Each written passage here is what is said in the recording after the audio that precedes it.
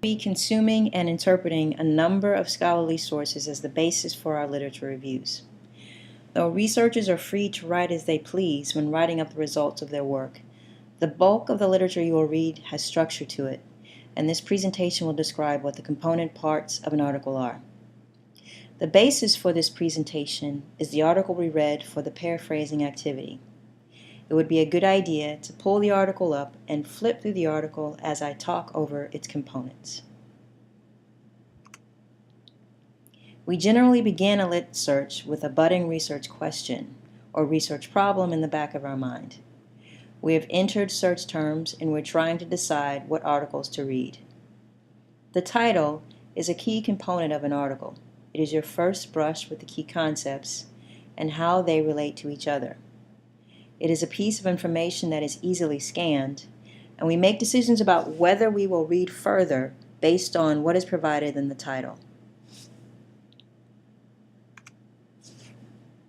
Key concepts are also key constructs.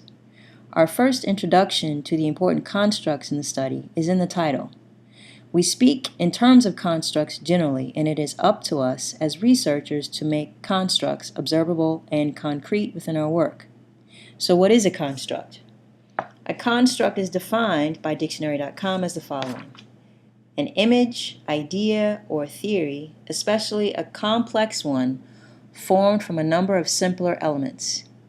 Some examples of constructs include self-esteem, love, hate, self-preservation, help-seeking, high schoolers, suburban, middle class, intelligence.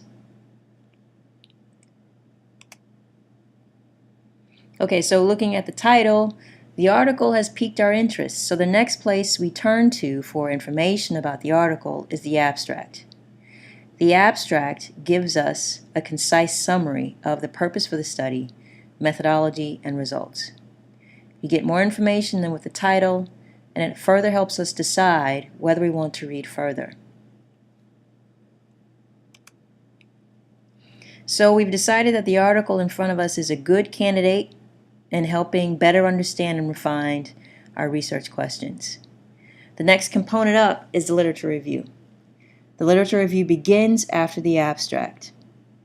A noteworthy organizing practice for the literature review by Claassen and Chu is by important constructs.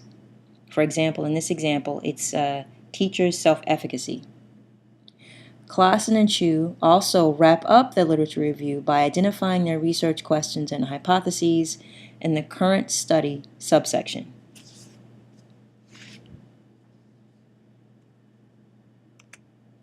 Because we will be writing literature reviews, I felt it important at this point to talk to you about several purposes that a literature review fulfills.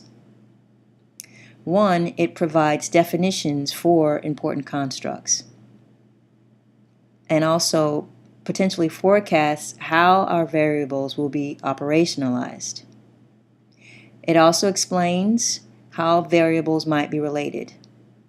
Please be advised that these definitions and their interrelationships are research-based.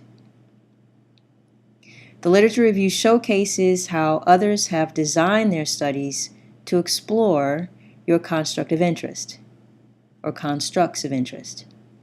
Maybe because you're interested in science literacy, you found that researchers have used certain types of instruments, or they have conducted experiments or used qualitative approaches when designing their studies. Another thing you can find out about are programs or interventions that they have created to enhance science literacy. This is good information to have when designing your studies.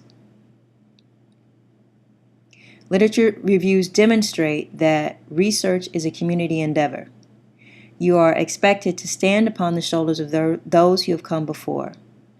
Notice in Claassen and Chu that almost all of their sentences include reference to at least one other study in their literature review. Critique is critical, then, because all research is imperfect. So part of your work is identifying imperfections and missing elements, and building upon the work that has come before. When you build on the work of others, it also helps you articulate a research basis for why your study is important to do. Reviewing the work of others also helps you fine-tune your research questions and aim them at the imperfections of others' work. So literature reviews are more than summaries. You're writing in terms of ideas and how they interrelate. You evaluate what has been done before, and you ultimately make the argument for why your particular study should be done.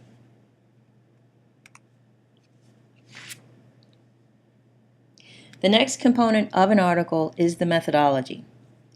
The transition to the methodology are research questions. The methodology explains the design for your study, thereby explaining how you will answer your research questions. So you will describe your participants, you'll describe data collection procedures, and also your study design. Constructs become observable variables within this section of the article. The methodology should be in such detail that a reader could envision how the study would unfold or has unfolded. Poor detail causes the reader to have a lot of questions and to ultimately wonder whether you will get sound results and/or really answer your research questions. In our class, we will stop at the methodology. So your ultimate job will be to show that your study is feasible and internally consistent. Though you will not write results because we will not be collecting data in this class, it is important for you to read the results of the studies to find out what the outcomes of their work was. This is generally the most technical part of quantitative studies because the results are presented with statistical language interspersed throughout. But do your best. The discussion of results follows next. In this section, the researchers tell you what they felt the results meant and to what degree their research questions were answered. If the results were confusing, the discussion section is a good place to go to find out what happened.